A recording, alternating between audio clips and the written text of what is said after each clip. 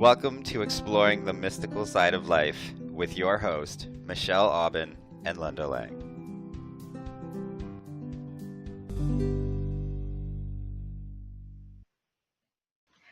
Welcome to Exploring the Mystical Side of Life. I am Michelle Aubin here with my co-host Linda Lang. Hi, Linda. Hi, Michelle. It's lovely to chat with you again today. Lovely as always to be here with you as well. So let's just dive right in. We're going to talk today about energy and healing and how it can transform people physically. And you have a great story to launch us into that topic. So what did you experience recently?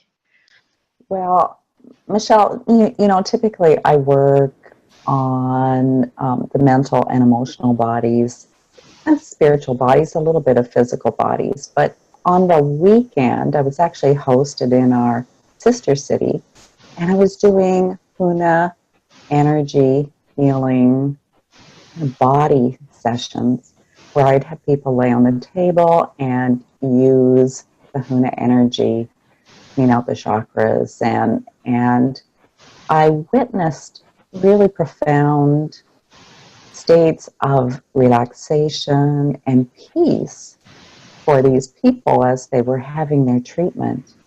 And it was so interesting for me afterwards because they actually looked different. They looked refreshed and rejuvenated. Their eyes sparkled. Their skin had more color. Their energy system or their aura was definitely clearer and more vibrant. And they could all feel a difference on the inside. I have had experiences like that as well, working with mental and emotional body issues like thoughts and emotional baggage. But it was really interesting for me to do these sessions and see such a dramatic change So on everyone. you did some healing energy work with people that were physically present, and what you're pointing out is that you could actually see a change physically in them.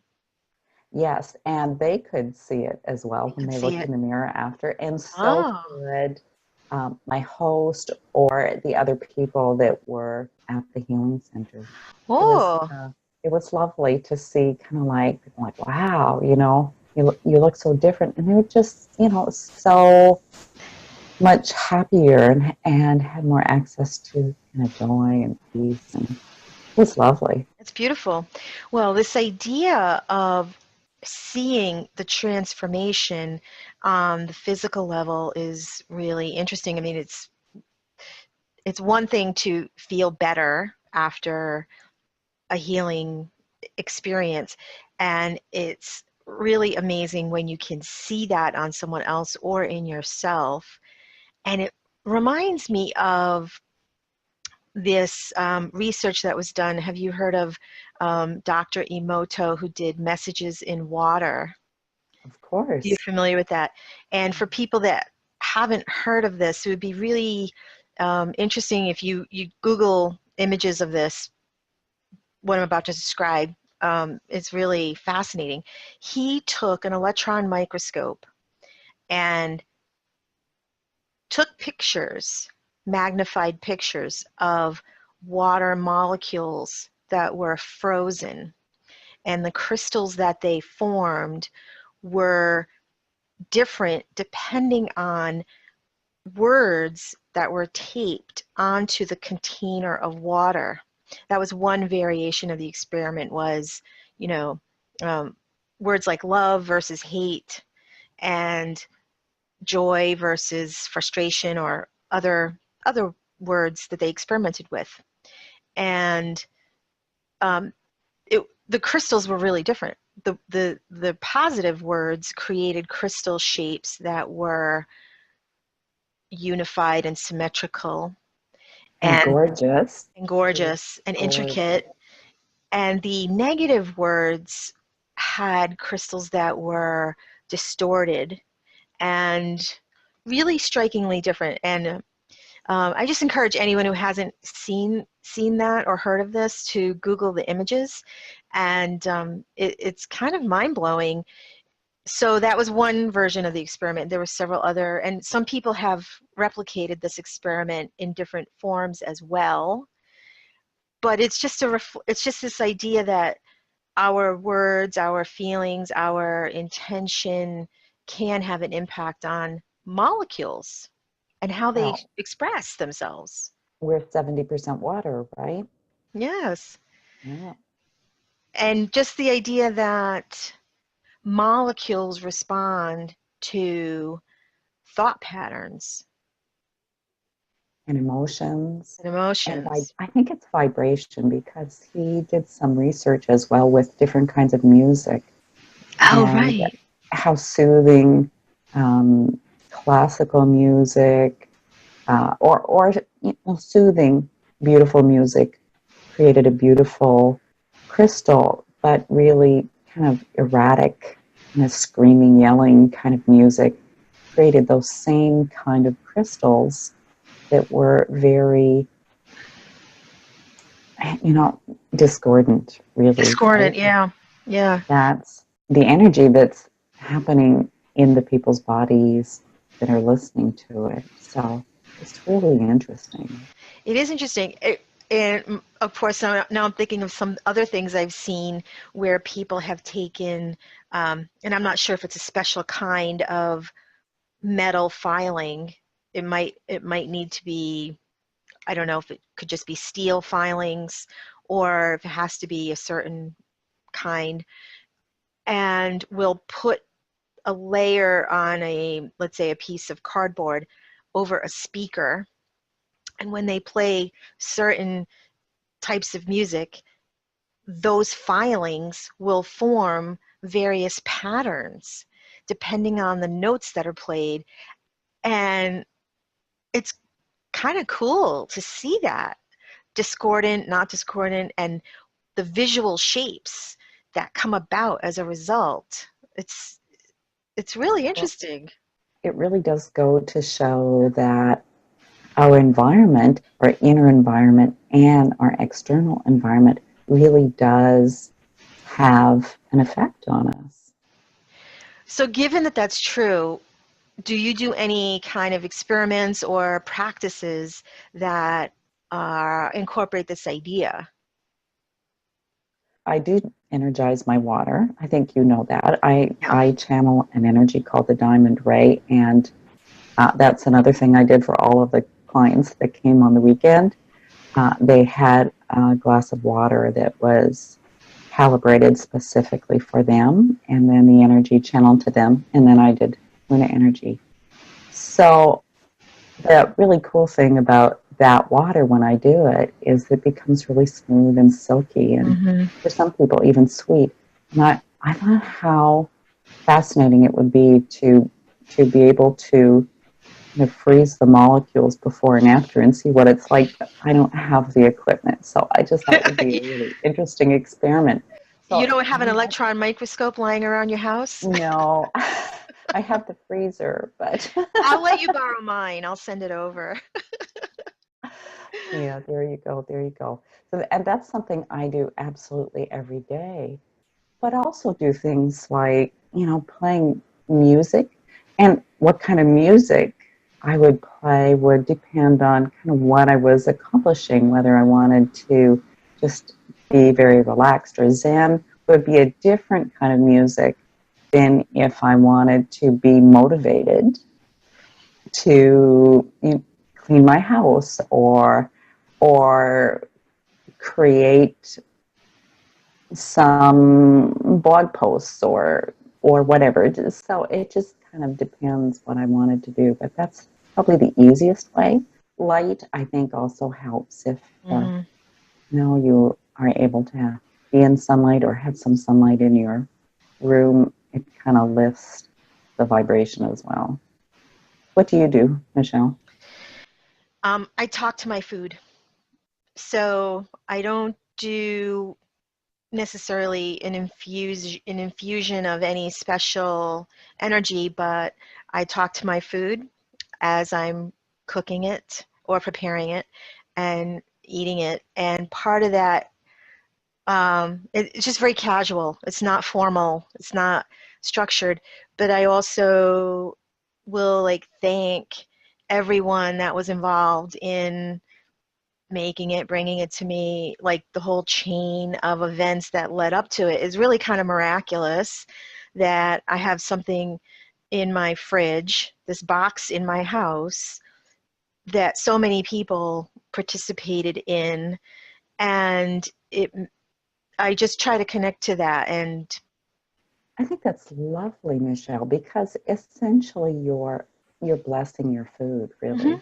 You know, our thoughts create things, our thoughts have energy. Our word takes those thoughts and puts vibration into them even more, makes them more powerful. And so here you are, essentially blessing your food, maybe a little bit in a non-traditional Yeah, way, yeah, but the energy still goes out, and that vibration of gratitude yeah, and appreciation goes into your food. That's yeah. fantastic. I mean, it's Yeah. easy to feel disconnected from food when you go into the grocery store and everything is wrapped in plastic or some kind of packaging.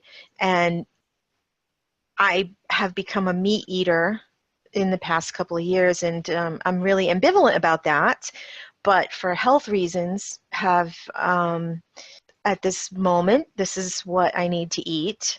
And so I'm just aware of the choices that we have. And sometimes, I don't know, I just sort of feel like it's gratitude and I'm honoring the animal. I just talk to it like, okay, I know who you are, and it's nothing. It isn't like a special prayer. It's just like a thing in my head, and it's very casual. But yeah, I like doing that. I don't remember when and it wasn't like I started doing it as a special thing. It just was like, okay, I I'm I love grateful it. for this. I think it's beautiful. I think it's Yeah, a fantastic and very easy way yeah, to bring more gratitude and connection into your yes. life. And I do that with water because I think water is a miracle, and the fact that I can just flip on a tap and have this water appear is like, I'm always a little bit astounded because I depend on it. It's so easy to take it for granted, but it's kind of a miracle. It's a modern day miracle. It really Well, is. there are places still on this earth where people have to walk for hours and Hmm. hours and carry their water back to Yeah, their little village. So yeah, it really is a blessing that we have such access. yeah. So that's how I relate to the molecules in my environment. And when you think about it too, like all of those molecules that we take in through breathing, eating, drinking become who we are. So if we're fighting them, like, what I don't want to do is get into this idea of, well, I'm eating this food and it's bad for me, like I love chocolate. I never get into that thing of like, ooh, this is bad food. I'm a bad person. You don't want to I feel like we don't want to do that. We don't want to judge, you know, ooh, it's processed. It can't be good for me. What I want to be in is the frame of mind of honoring it, honoring my choice in the moment, because it becomes molecularly becomes me. Yes, for sure. I mean, we can add negative energy to a food that makes it even worse, really, Yeah, right? yeah, Or tells our body that it should respond in a certain way because of how we're thinking that yeah, something's going to make us sick or whatever it is that we're eating. So I think choice is the really key point here. I actually watched a video this morning on Facebook. It was a fantastic video, and it actually depicted, a fellow at work who had a white collar job and was all stressed out and had to go to the grocery store, and it was all the pressures he had in his day, and how he could look at his life and look at it as being mundane and, unimportant and a pressure cooker and blah, blah, blah, blah, blah. Or he could take those moments, when he was driving or waiting in line at the store and really connect with the environment, connect with the other people around him, start to appreciate that he even has a grocery store he can go to and buy his food. It's just a little tiny shift on how we look at things, but it can make such a huge difference. It was a great video. I really thought it had a profound message because I'm confident that most of us in this part of the world, we felt like that guy's felt before. Oh, A lot of yeah. people still feel that way, and Yeah. fortunately, some of us have been able to kind of get out of that rat race Yeah. in our heads, at least, right? And enjoy our lives a little bit more, really. And I hear that about that man in the video, and I haven't watched the video, but I would also wonder if he needs to spend some time in nature. And sometimes when I get that way and I'm like feeling this kind of tense energy and the grocery store anxieties and all this other stuff, I take it as a message of you need to spend time in nature and how powerful that can be, And then when I do that and I go to the store, then I'm more relaxed, if get some self-care and all of that. Yeah. Yeah, just enough to kind of switch things in the mind so that you can actually begin to appreciate life and the people in your life and the experiences of life. But definitely nature is a fantastic healer. Absolutely. And I would just kind of put out there, if we can't get away to nature, get away, go somewhere in nature, and we can't manage to access, a Huna healer for the foreseeable future, all of us can take our own hands and our own focus and speak to our own selves the way, Dr. Emoto talked about, and send love and send, peace and gratitude, and just create that loop of focused love, focused intention. And I think it doesn't have to be that hard to connect with nature. It's fantastic, if you have a forest in your backyard or close, or a stream or a river. But even having a plant in your home that maybe it flowers, and you can just look at the delicate beauty of the flower, even just momentarily, and it takes you just to a different level of appreciation. You have to stop and do that, though. You have to stop and take everything out of your head and just look at the beauty that's And right connect. before you. I was with a friend in a store not too long ago, a big box store. He said something that really shifted my perception of what is nature and of the earth. And he said, you look at everything in this store, every container, every shelf, the store itself, all comes from the earth. And I was like, oh my gosh, you're right. Because I had previously kind of looked at like plastic bottles as not of the earth or not nature, and wrappings. And he's like, everything in here comes from the earth. Every hanger, every carton, every jug, the roof, the floor, everything. And it just changed my whole view. Like everything we touch is of the earth. So I would say that it's like the building blocks definitely come from the earth. I think maybe a lot of people, when they think of natural, it's like plastic's not naturally forming per se, Right. but the building blocks that create plastic, the Yes. molecule, we're an enclosed environment. So it's everything we create from the building blocks available to us here on Earth. It's pretty amazing, actually. I'd watched this other video, actually, that really highlighted that point. In fact, the air that we breathe and the water we drink are just recycled throughout history. So we're drinking the same water and breathing the same air that, the masters in ancient times had access to as well. It's fascinating when you think of that.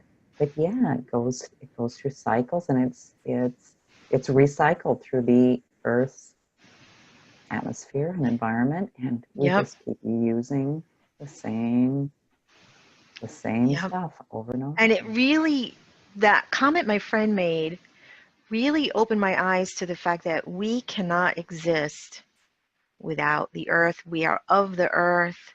And yes, there are items in our environment that we modify. Like the glasses I'm wearing could not exist without the earth.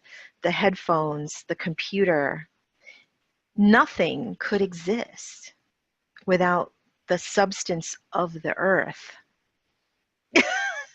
It's pretty amazing, actually. It's pretty amazing. It's pretty amazing. So it actually, that helped me feel more connected and less disconnected. No matter what environment I'm in now, I can look around and I can feel appreciation for the earth because I'm surrounded. I've always been grateful. And it's But just a simple change in yeah, perception. yeah. And everything changes. Amazing. It's amazing. And on that note, it's time for us to wrap up for today. Thank you, Linda. This was a really fun conversation. Thank you for everyone for joining us. And we look forward to seeing you next time. Bye for now. Bye for now.